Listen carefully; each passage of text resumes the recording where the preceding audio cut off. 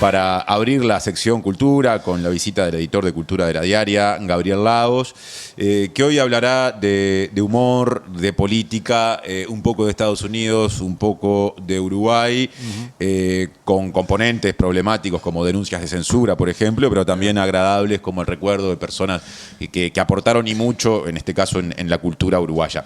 Ya nos irá ordenando en la forma de hacerlo. ¿Cómo andás, Gabriel? Sí podemos. Bien. ¿Todo bien? ¿Cómo andás vos? ¿Por dónde venís hoy? Bueno, con esas dos cosas, ¿no? Tratando de unirlas un poco por el lado de qué lugar ocupa el humor político, ¿no? En distintos lugares, ¿no? Un poco también para zafar de esa pugna que hay los viernes, ¿no? Entre la gente que viene a hablar de humor, ¿no? Entre cipayos y nacionalistas. ¿Vos sos la tercera vía? Yo soy tercera vía. Sí, tercera vía. Dijera en algún pasaje el libro de Gabriel de la Costa del que hablamos. Bueno, es un concepto preexistente, Exacto. Sí, un poco de todo. Bueno, no, en Estados Unidos lo que pasó la semana pasada y la otra, y que anoche estamos hablando recién acá con los chiquilines atrás de cámaras, se resolvió. Jimmy Kimmel es un humorista, conductor de programas desde hace mucho tiempo y desde 2003 tiene al aire un show que se llama Jimmy Kimmel Live, que es es el típico late show norteamericano, ¿no? Un poco como el que tiene Pergolini ahora, ¿no? Claro. Invitados, etcétera, ¿no? Un poco una banda, vienen, ¿no? Estrellas, gente que está en películas, actores. Sí. Stand-up puede ser. Un poquito ahí va. Y tienen, ¿no? Casi todos tienen un monólogo. Es como está como muy reglamentado, ¿no? El formato. Y el monólogo en que el conductor, que generalmente es un humorista o un periodista humorista, opina sobre temas de actualidad. Forzosamente ese segmento habla de política, ¿no? Y hay varios programas, todos van más o menos a medianoche de este tipo de programas. El de Jimmy Kimmel es el único que se hace, digamos, en California. No es el más politizado de estos programas ni el más filoso. Los más filosos son otros que se hacen en Nueva York, el de Seth Meyers, el de Stephen Colbert, del que hablamos también, que ahora vamos a volver a hablar, etcétera. El de Jimmy Kimmel, que tuvo un problema la semana pasada, que fue bajado del aire, no era el más filoso, pero estaba desde hace mucho tiempo enfrentado, era crítico de los gobiernos de Trump, ¿no? Él tiene una historia personal, Jimmy Kimmel, porque es muy sensible a las políticas de salud. Tuvo un hijo que nació con problemas cardíacos y en esa época Trump, el primer Trump 1, venía con un discurso de liquidar la reforma de Obama que había abierto el acceso a la salud a más gente. Entonces ahí ya empezó a haber como una prédica contra Trump, ¿no? Contra las políticas de salud de Trump. Y nunca se llevaron bien. Lo que pasó la semana pasada fue que, no sé si recuerdan, creo que se habló acá en la radio, que asesinaron a un activista, sí, ¿no? Una especie de figura pública muy conservadora, de derecha extrema, capaz diríamos, que se llama Charlie Kirk, ¿no? Lo mataron durante una presentación que él tenía en una universidad en Utah, el estado de Utah. Y bueno, hubo reacciones, ¿no? de todo tipo. En general, desde el oficialismo de Estados Unidos, el presidente y el vice, sobre todo, salieron inmediatamente a acusar, antes de que hubiera muchas pistas de quién había sido el culpable, a la izquierda radical. Y después se empezó a avanzar en la denuncia, sobre todo el vicepresidente instó a que se denunciara públicamente a las personas que no mostraran respeto por la muerte de esta persona, ¿no? Sí, en ámbitos privados, en trabajos, en cualquier lado, denunciar, ¿no? Compañeros, etcétera. Eso lo dijo J.D. Vance, el vicepresidente. Exacto. Además de que se despidió a varios funcionarios, digamos, públicos, ¿no? Gente que tenía contratos por no mostrar respeto, de repente ser, en fin. En medio de este clima, en el primer programa después del asesinato, Kimmel lo que dice en su monólogo, ¿no? Este segmento en que comenta, él dijo algo así como que, bueno, desde el trumpismo se estaba buscando mostrar al presunto asesino, bueno, ahora ya creo que está comprobado quién es, como alguien que no tenía nada que ver con ellos y que se está buscando sacar rédito político de esta muerte, ¿no? Al otro día, un señor de apellido Carr, que sería el equivalente el presidente del equivalente a la URSEC acá. Sí, preside la Comisión Federal de Comunicaciones. FCC, ahí está. Que regula eso, ¿no? Los medios, los canales. Dijo que que lo que había hecho este cómico, Kimmel, había sido una falta de respeto y que habría que ver si ese tipo de programas tenían que seguir saliendo al aire. Eso inmediatamente, antes de que hubiera medidas legales, desencadenó que algunas de el programa de Kimmel sale por la cadena ABC, que es propiedad de Disney. Es lo que llaman allá cadenas, ¿no?, nacionales, que tienen repetidoras en todo el país, ¿no?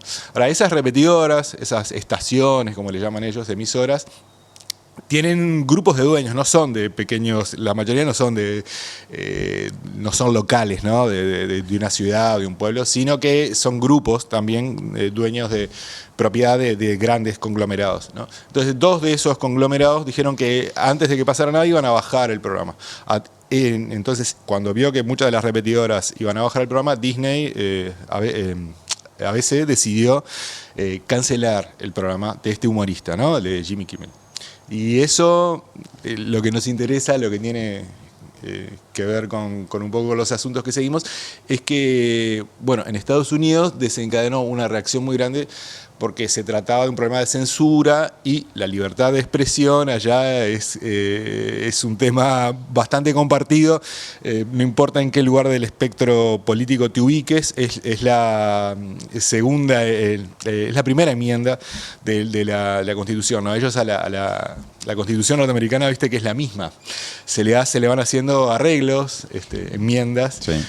Tiene 27 nomás desde que arrancó en 1780 y algo, ¿no?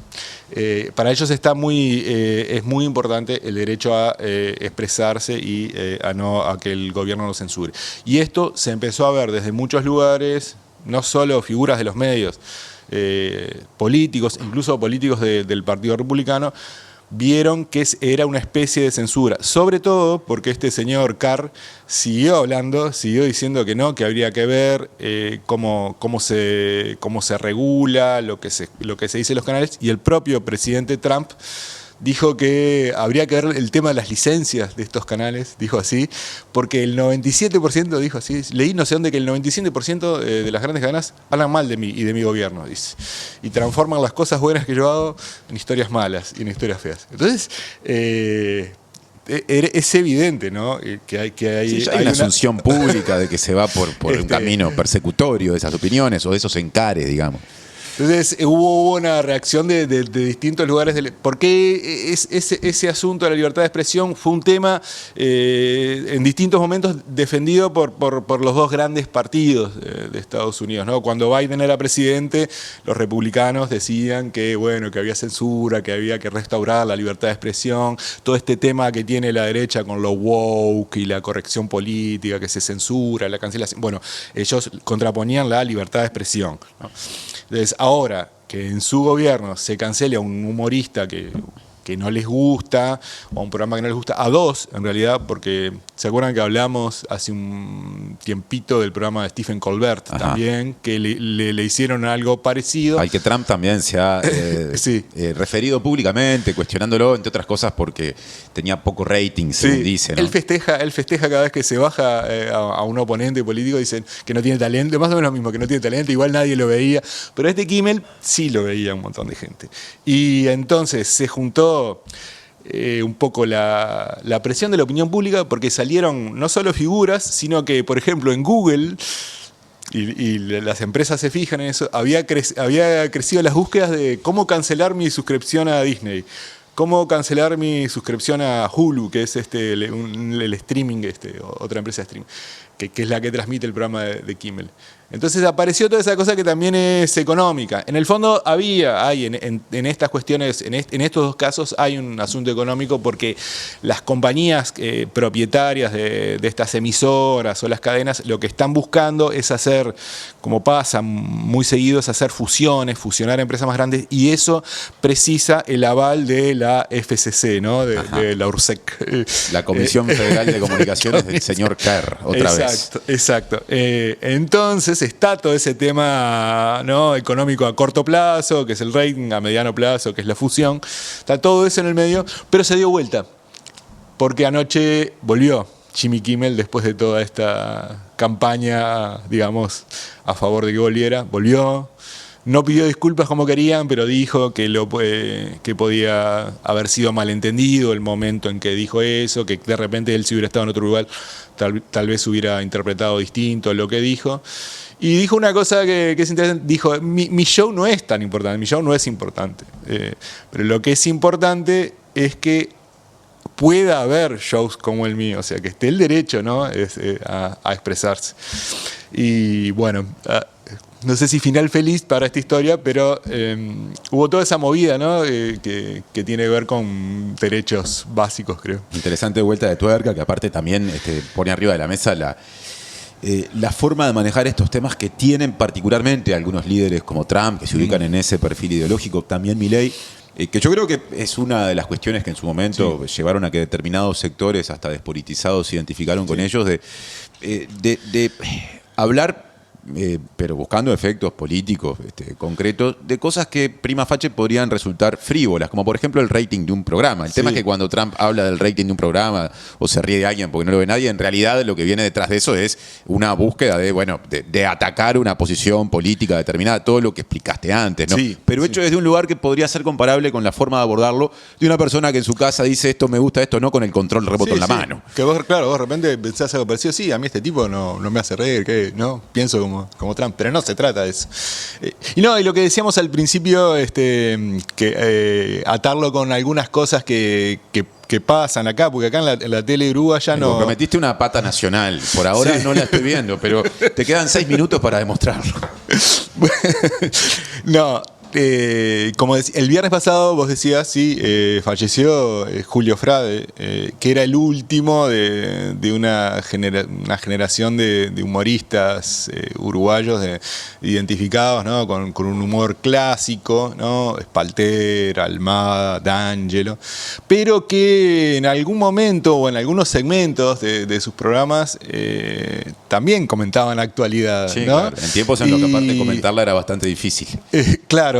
Bueno, por ejemplo, la Telecataplum, que es un programa de los 60, cuando volvió en los 80, tenía un segmento que era las noticias cantadas, donde, como se podía, ¿no? Era el final de la dictadura, pero se hablaba de lo que hacía el régimen. Y de Calegrón, que era el programa de Canal 10, del que Frade tuvo una carrera extensa como músico, también como humorista, pero en De Calegrón Frade era uno del parte del núcleo, ¿no? Junto a D'Angelo, Espalter y Almada. Aparecían 2 o 3 segmentos que eran de comentarios de actualidad. Había uno que se llamaba El Chicho, en el que él, Frade y Almada comentaban qué podría estar pensando de algunos temas el Chicho, que era un jerarca con mucho poder y que, bueno, era una metonimia, no sabemos de quién, ¿no? No aparecía, no se veía. Podía ser algún militar, ¿no? Podía ser el propio Goyo Álvarez, no sabíamos quién era el Chicho, pero alguien que estaba muy cerca del poder. Y ellos no eran críticos, ¿no? Ellos buscaban agradarlo, acomodarse. Hacer un lobby ahí. Hacer un lobby y anticiparse a lo que podía estar pensando este representante de un régimen que se terminaba, pero todavía tenía mucho poder. Después también en De Calegrón había otro segmento que se llamaba La Familia Rodelú, que era una especie de, como una sitcom que ocurría en Suárez, ¿no? La residencia de Suárez. Entonces, el padre de la familia era Sanguinetti. Tiempos de la segunda presidencia de Sanguinetti. Eso fue en los 90. ¿Fue en los 90? Sí, fue en la segunda presidencia. Exacto. Bueno, aparecían distintos políticos, ¿no? Espalter hacía de Wilson Ferreira y Frade hacía de Adela Reta, que había sido ministra de Educación. Claro, en esa época a Sanguinetti lo interpretaba D'Angelo. Freda, no Frade, hacía de Liber Serenghi. Exacto. Y actores que se fueron incorporando más en la última etapa de Calderón llegaron a protagonizar a otros políticos muy importantes, como Tabaré Vázquez, que lo hacía Sarabí. Sí, exacto. Bueno, había un hombre que yo nunca supe si era profesionalmente un actor, pero era muy parecido a Hugo Batalla, que interpretaba a Batalla, que era el vicepresidente de la primera etapa de ese gobierno. Tengo el dato, era guarda de Ómnibus, Interdepartamental. Lo llamaron por sus parecidos físicos. Claro, sí.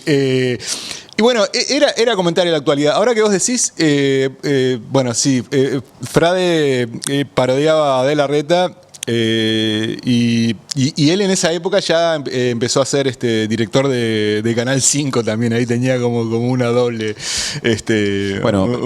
Estaba como. Fue director de Canal 5 en el gobierno de Lacalle Herrera. Exacto. ¿No? A comienzos de los años 90. O sea que ahí también se cruzan el perfil artístico, ¿no? De un actor, músico, humorista, con su militancia política, en este caso en el Partido Nacional, ¿no?